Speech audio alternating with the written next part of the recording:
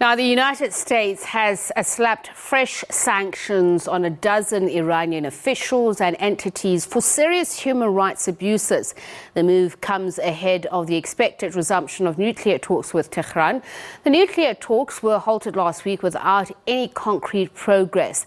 The sanctions announced by the Treasury and State Department targeted government officials. They are also targeting organizations involved in the repression of protesters and political activists.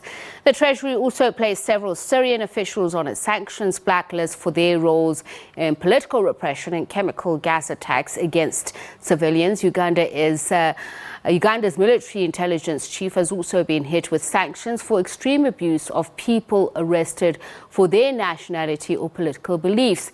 The announcement came ahead of the Washington-hosted Summit for Democracy later this week, billed as a push to promote more free and open societies. Now, to talk a little bit more about this, we are joined by Professor Seyed Marandi from the University of Tehran. A very good evening to you, Professor Marandi, and thank you so much for speaking to us. I think I'd like to start with the Summit for Democracy, the Treasury Department hosting it, I believe. But how much clout does it have internally and externally for the U.S. to take the decisions that it's taken, and across which parameters would it hold water?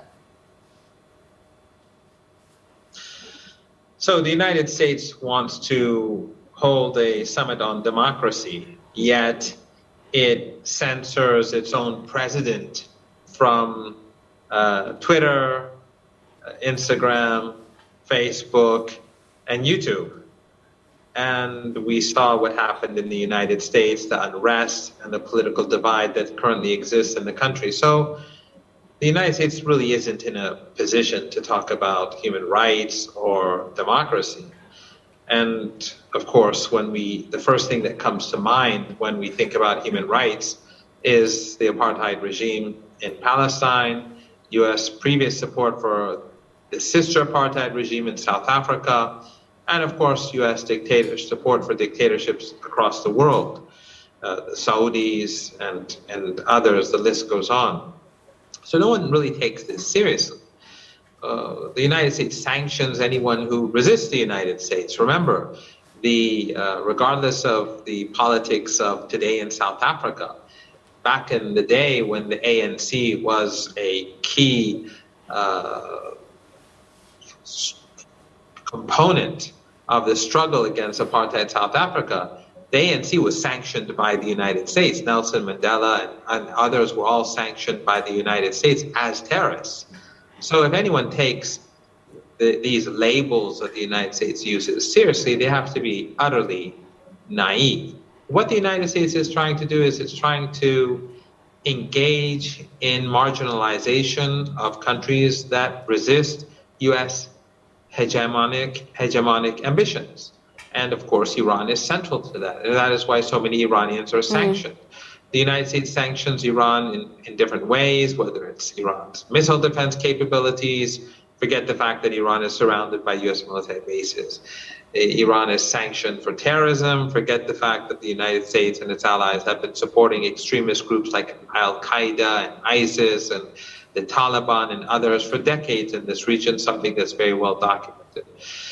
And of course, the United States is sanctioning Iran for its peaceful nuclear program, despite the fact that the United States supports the nuclear program and nuclear weapons in Israel, despite the fact that the United States allowed apartheid South Africa to have nuclear weapons. So Professor Marandi, I think it's clear what I'm saying. I do get what you're saying, and we'll come back to the issue of the talks in Vienna in just a moment and what the impact of this action will be. But I'm curious about this because you're saying who takes it seriously. Obviously, Iran has registered its objections, so has Uganda. And what I find intriguing here is the fact that the U.S. and Uganda have a treaty where significant development security assistance amounting to something in the region of $970 million US per year. Does that mean that these measures are ineffective if the US has to take this action? Well, the United States takes action against all countries that resist it, and its claims are obviously dishonest. For example, the United States sanctions people in Syria for chemical attacks, but there were no chemical attacks. Those so-called chemical attacks were false flag operations carried out by al-Qaeda affiliates, and even people who went to investigate could not find any evidence.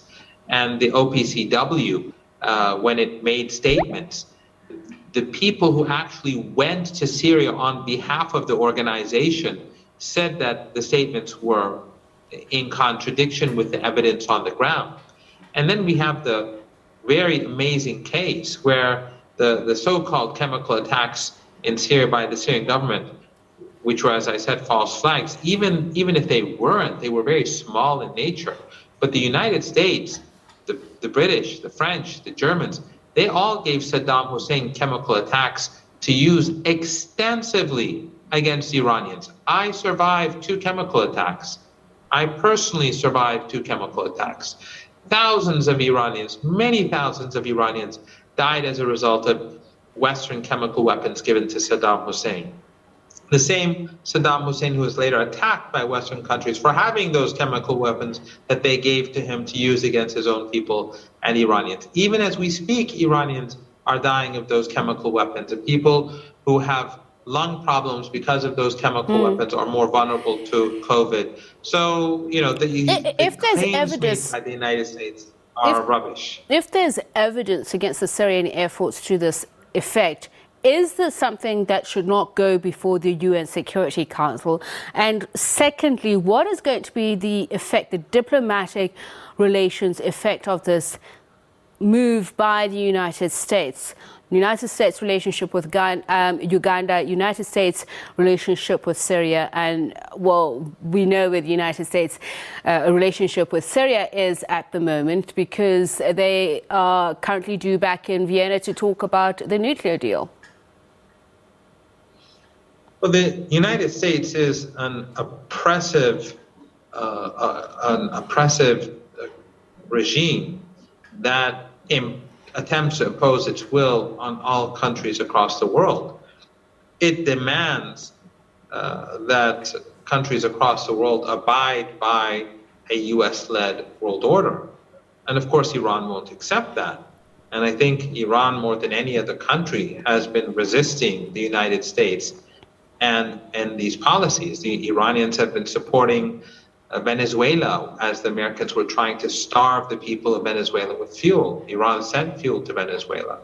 Iran supported the people of Syria when the United States and the EU were trying to strangle women and children in Syria and prevent them from obtaining fuel. The Caesar Act against the Syrian people is one of the most barbaric sanctions in human history.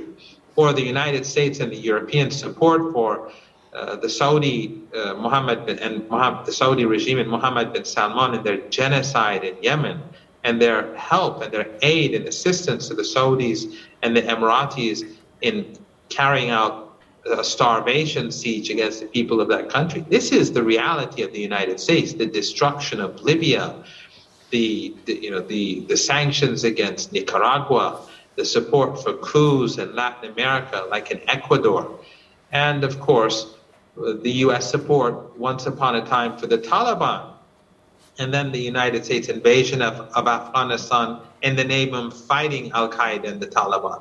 The U.S. support for Al-Qaeda one day, and then invading Afghanistan to fight Al-Qaeda on another day. And then later on, the United States using, along with the Turkish president and the Saudis and NATO, using and others, using Al-Qaeda and ISIS, which came from Al-Qaeda in Syria, to launch a dirty war against the country. This is how the United States conducts itself across the globe. And Iran is helping countries in this region and beyond to resist this sort of extraordinarily ugly behavior coming from Western regimes, which have a history of this sort of behavior. We've seen these countries since the rise of colonization and imperialism carry out such behavior, but the only difference today is that it's more hypocritical and therefore more ugly. All right. So, Professor Marandi, as I mentioned, this occurs just as the talks in Vienna are meant to resume. Iran sees this as a strong arm tactic to push it into a corner, while the Western countries are accusing President Raisi of being anti-Western and of being difficult for asking things which they cannot accede to in the agreement. In short, the question I'm asking, does it poison the chalice ahead of those talks?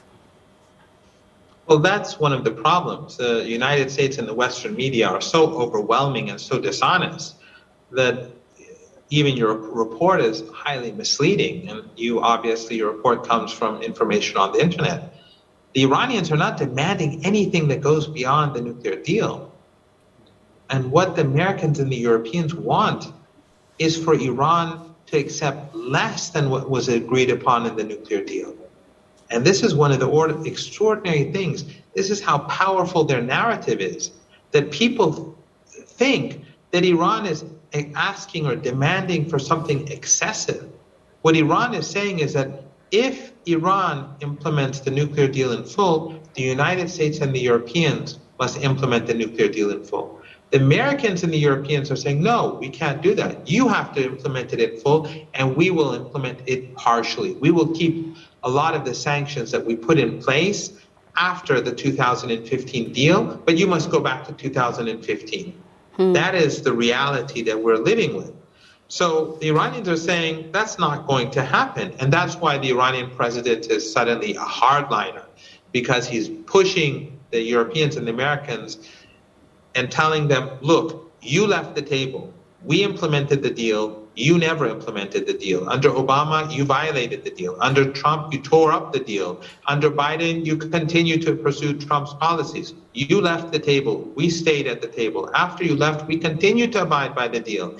And then only much later, when we started to decrease our commitments, we did it in accordance with the deal. Right. Articles 26 and 36 allowed us to do that. So Iran is sitting at the table.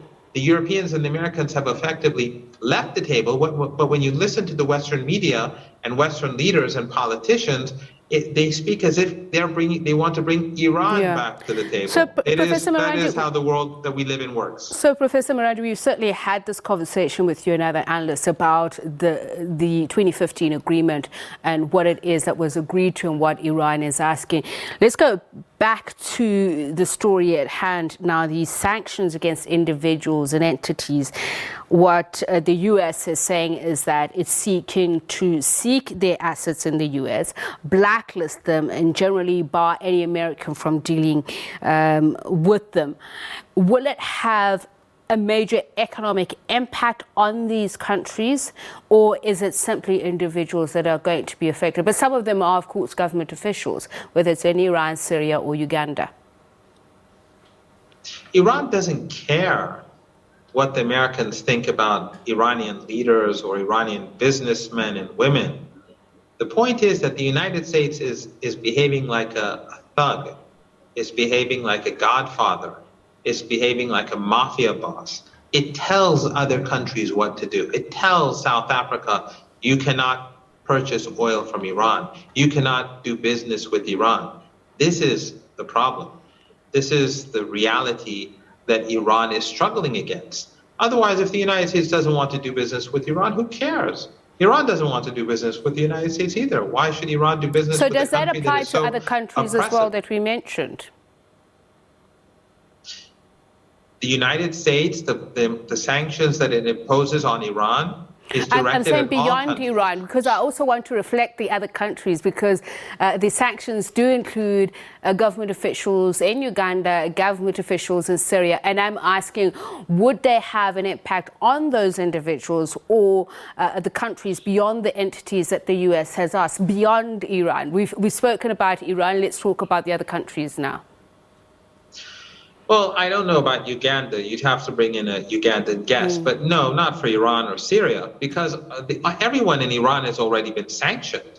You can't sanction people 10 times. So, for example, the people who are in the Revolutionary Guards who've been sanctioned, you can sanction them again and again and again under different names, but it's not going to make a difference. And it's not going to decrease Iran's ability to defend itself against all those American military bases that have surrounded the country. So no, the sanctions against Iran are just propaganda. They're for psychological effect, because all the military entities in Iran have already been sanctioned by the regime in Washington. And the same is true with Syria. So there's no practical effect. I don't know about Uganda. You'd have to ask someone from Uganda about that country. Thank you so much for that, Professor Marandi. Much appreciated. Professor Seyed Marandi from the University of Tehran. It's